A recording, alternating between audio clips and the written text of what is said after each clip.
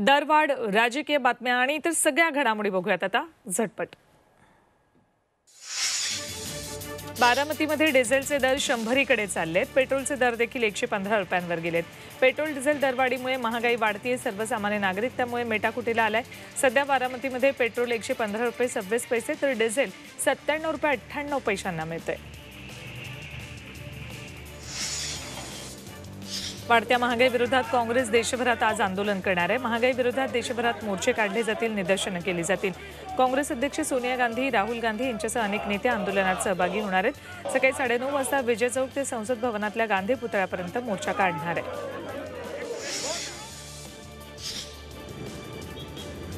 पीएमपीएलनं वाढतं प्रदूषण रोखण्यासाठी डिझेल बस न चालवण्याचा निर्णय घेतला। वाढत्या डिझेलच्या किमतीमुळे पुण्यातील रस्त्यांवर आता डिझेलच्या बसेस धावणार नाहीयेत। त्यामुळे पुणे शहरात आता फक्त ई बसच रस्त्यावर धावताना दिसतील। पुढचे 3 ते 4 दिवस महाराष्ट्रात उष्णतेची लाट असेल। विशेषतः मध्य महाराष्ट्र आणि मराठवाड्यातल्या काही जिल्ह्यांमध्ये उष्णतेची लाट तीव्र असेल। दरवर्षी मार्च महिन्यात उन्हाचे चटके बसतात तर कमाल तापमानाचा पारा एप्रिलमध्ये 40शी गाठतो। मात्र यंदा मार्चच्या शेवटच्या आठवड्यातच राज्यातल्या बहुतेक भागांमध्ये पारा 40च्या पार गेलाय।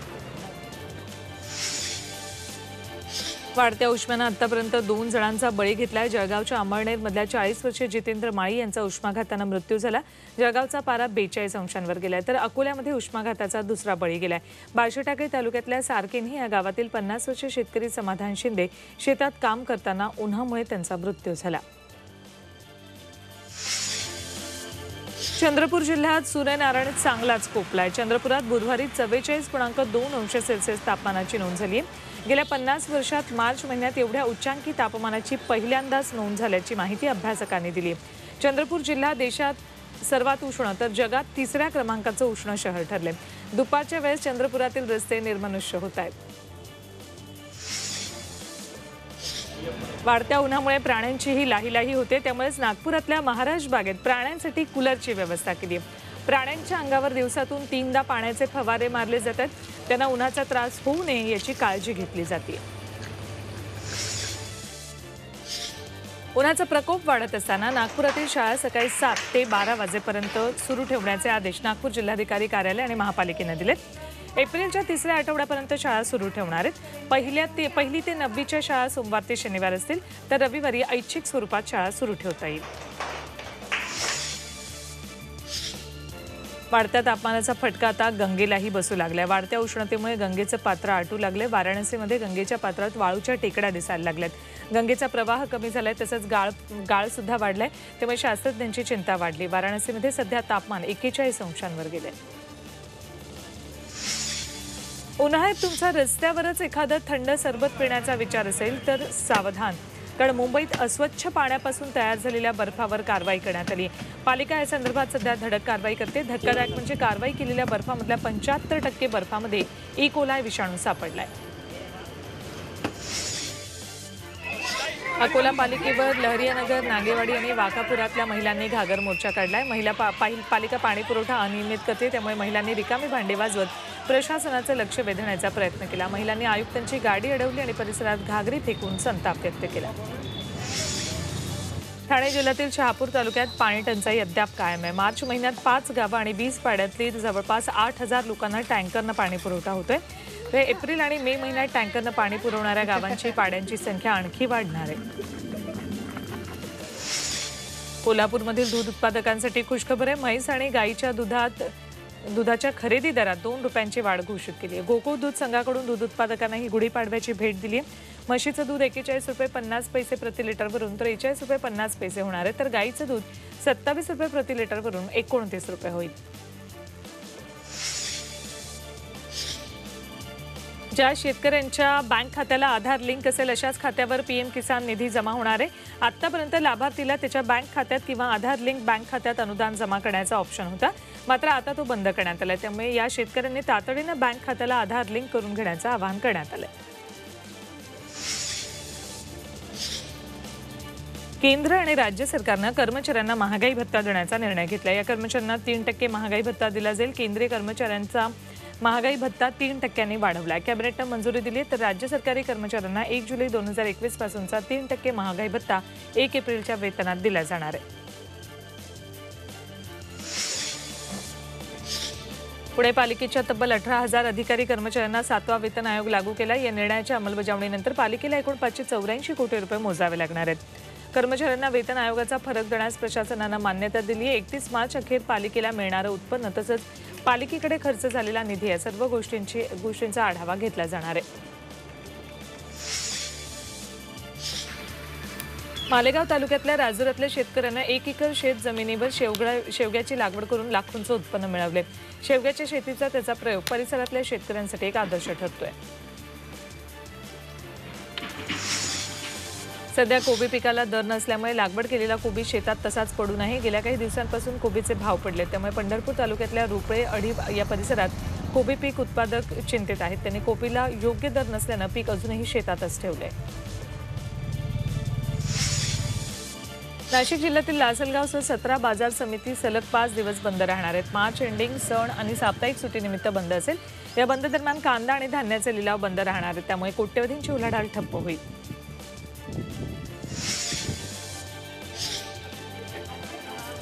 आरटी 25% कोटा प्रवेशाची ऑनलाईन सोडत जाहीर केली आहे। 9,088 शाळांमधील 2 लाखांहून अधिक विद्यार्थ्यांना ऑनलाईन अर्ज केले होते। सर्वाधिक अर्ज पुण्यातल्या पोद्दार इंटरनॅशनल स्कूल आणि ज्युनियर कॉलेजच्या प्रवेशासाठी होते।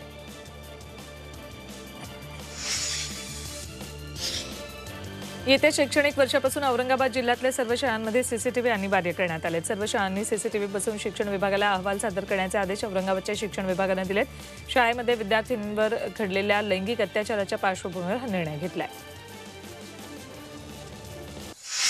उपमुख्यमंत्री अजित पवारांच्या अडचणीत वाढ होण्याची शक्यता आहे। अजित पवारांच्या मालकीचा असलेला जरंडेश्वर साखर कारखाना ईडीच्या निशाण्यावर आहे। या कारखान्याची मालमत्ता ईडी जप्त करण्याच्या तयारीत असल्याची माहिती सूत्रांनी दिली आहे। कारखान्याची तब्बल 65 कोटी 75 लाखांची संपत्ती ईडी जप्त करण्यासाठी लेखी आदेशाची वाट पाहत असल्याचं सूत्रांनी म्हटलंय। महावितरणच्या अधिकाऱ्याला धमकावणं माजी मंत्री बबनराव लोणीकर यांना भोवणार आहे। ऊर्जामंत्री नितीन राऊतांनी लोणीकरांवर कठोर कारवाईचे आदेश दिलेत। बंगल्याचं वीज कनेक्शन कापल्यानं लोणीकरांनी अधिकाऱ्याला फोनवरून शिवेगाळ आणि धमकावल्याचा ऑडिओ व्हायरल झालाय। शासकीय अधिकाऱ्याला धमकी देणं आम्ही खपवून घेणार नाही असा इशारा राऊतांनी दिलाय। कोल्हापूरच्या राजाराम साखर कारखान्याला प्रदूषण नियंत्रण मंडळानं दणका दिलाय। साखर कारखान्याचं वीज आणि पाणी तोडण्यात आलंय। पंचगंगा प्रदूषण प्रकरणी ही कारवाई केली आहे। कारखान्यातून सोडलेल्या सांडपाण्यावर समाधानकारक प्रक्रिया न केल्याचा ठपका ठेवण्यात आलाय। म्हाडा भरती गैरकारभाराचे सीसीटीव्ही फुटेज झी 24 तासच्या हाती लागले। जानेवारी-फेब्रुवारी 2022 या महिन्यात म्हाडाच्या विविध पदांची परीक्षा संपूर्ण महाराष्ट्रात पार पडली। या परीक्षांमध्ये मोठ्या प्रमाणात गैरप्रकार झालेत। काही विद्यार्थी, सुपरवायझर आणि केंद्र मालक परीक्षा केंद्रातल्या सीसीटीव्हीशी छेडछाड करताना व्हिडिओत दिसतायत। रायगड दौऱ्यादरम्यान आदित्य यांनी विरोधकांना इशारा दिलाय। प्रेमानं आला तर बाजूला बसो, पण तलवार घेऊन वार करायला आला तर या भूमीने अनेक वार पाहिलेत असं ते म्हणाले। विरोधकांनी बदनामीचे षडयंत्र सुरू ठेवलंय। कुणीही चालून आलं तरी महाराष्ट्र वाकणार नाही, महाराष्ट्र झुकणार नाही ही शपथ घेऊन आम्ही पुढे निघालोय असंही ते म्हणाले।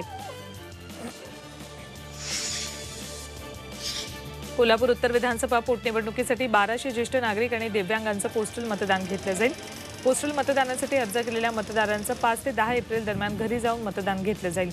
यासाठी 14 पथकं नियुक्त केली आहेत। प्रत्येक दिवशी या पथकाकडून 20 जणांचं मतदान घेतलं जाणार आहे।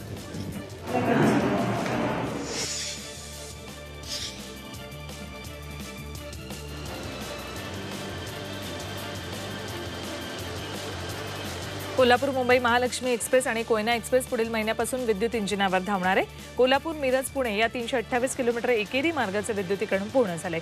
या मार्गाचं काम झाल्यानंतर एक मालगाडी विद्युत इंजिनावर धावली, त्यामुळे आता विद्युत इंजिनावर प्रवासी एक्सप्रेस सुरू करण्याच्या हालचाली सुरू झाल्यात।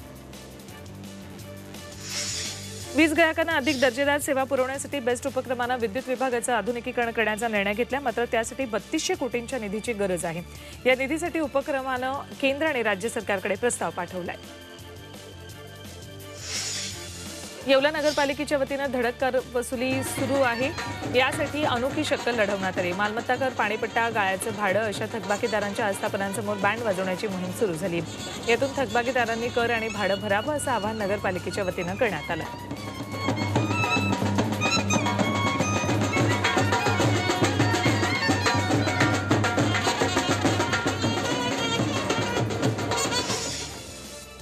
मुख्यमंत्र्यांच्या हस्ते मेट्रो 2A आणि 2 एप्रिलला उद्घाटन होते. त्याआधी या मेट्रोच्या फेऱ्या निश्चित झाल्यात.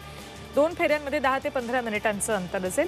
3 लाख प्रवासी रोज वाहून नेण्याची क्षमता या मेट्रोची असेल. या मेट्रोला 9 रेक आहेत. 150 फेऱ्या चालवल्या जातील. तर पहिली फेरी सकाळी 6ला आणि शेवटची फेरी रात्री 10ला असेल. मुंबई पोलीस दलातील कनिष्ठ अधिकाऱ्यांप्रमाणेच उपायुक्त दर्जापेक्षा वरिष्ठ पदावरील अधिकाऱ्यांनाही रात्रपाळी करावी लागणार आहे. पोलीस आयुक्त संजय पांडे यांनी संदर्भातील नवीन आदेश जारी केलेत. मुंबई पोलीस दलात पहिल्यांदाच अशा स्वरूपाचा निर्णय जाहीर करण्यात आलाय.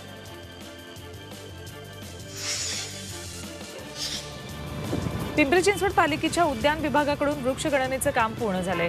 GSI पद्धतीने हे काम पूर्ण करण्यात आलंय. या गणनेनुसार शहरात 32 लाख झाडं असल्याचा दावा करण्यात आलाय. सर्वात कमी झाडं अप्रभागात आहेत. अष्टविनायकांपैकी एक असलेल्या पालीच्या श्री बल्लाळेश्वराच्या दर्शनासाठी हेलिकॉप्टरनं आलेल्या भाविकांचं स्वागत करण्यात आलं. वरद हेलिकॉप्टर सर्व्हिसेसने ही सुविधा उपलब्ध करून दिली. या सेवेचा लाभ घेणाऱ्या भाविकांना देवस्थान ट्रस्टतर्फे विशेष दर्शन व्यवस्थेबरोबरच अन्य सुविधाही पुरवल्या जाणार आहेत.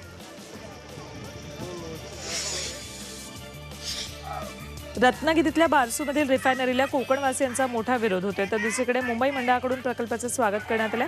मंडळाकडून रिफायनरी समन्वय समितीला प्रकल्पाच्या समर्थनार्थ पत्र देण्यात आले. रोजगार प्रदूषण विरहित प्रकल्प झाल्यास मंडळ ग्रामस्थांचा पाठिंबा मिळवून देण्यासाठी तयार असल्याचं या पत्रात म्हटलंय. 4 मार्चला मुंबई मंडळानं रिफायनरी समन्वय समितीला पत्र लिहिलंय.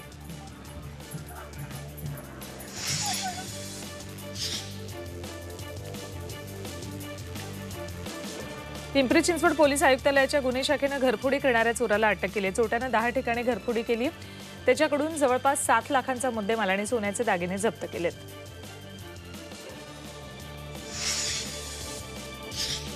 कोल्हापुरातल्या विक्रमगड परिसरात भटक्या कुत्र्यांचा धुमाकूळ सुरू आहे. भटक्या कुत्र्यानं आतापर्यंत परिसरातल्या 5 जणांचा चावा घेतलाय.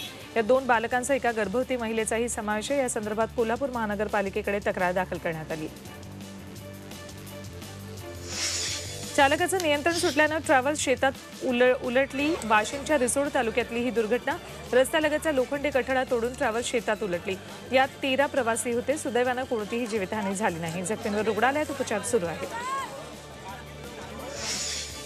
बीडच्या अंबाजोगाई तालुक्यातल्या घटांदूरमधील 1.5 वर्षीय दत्ताला आयुष्याची लॉटरी लागली. दत्तापुरी आणि त्याची बहीण सीमापुरी ही दोन्ही भावंडं स्पायनल मस्क्युलर ॲट्रॉफी या दुर्मिळ आजारानं त्रस्त आहेत. यांच्यावर उपचार करण्यासाठी कोट्यवधींचा खर्च आहे. पण या दत्ताला लकी ड्रॉच्या माध्यमातून 16 कोटींचं इंजेक्शन मिळालंय. सध्या दत्तावर मुंबईत उपचार सुरू आहेत. येवला शहरात गिनगौर उत्सवाला सुरुवात झाली. गुढीपाडव्यानिमित्त 16 दिवस हा उत्सव चालतो. होळीनंतर येणाऱ्या सप्तमीपासून या उत्सवाला सुरुवात होते. तर गुढीपाडव्यानंतर येणाऱ्या तृतीयेपर्यंत उत्सव साजरा करण्यात येतो. शेकडो वर्षांपासून चालत आलेली परंपरा आजही अखंडितपणे सुरू आहे.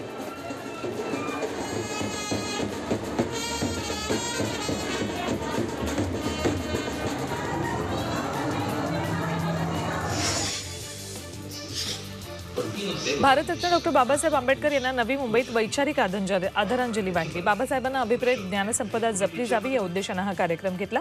आंबेडकर स्मारकात महोत्सव आयोजित केलेला आहे. यावेळी ज्येष्ठ अर्थतज्ञ डॉक्टर सुखदेव थोरात बाबासाहेबांच्या आर्थिक विकासासंबंधी विचार आणि त्यांचं वर्तमान काळातील महत्त्व यावर भाष्य केलं.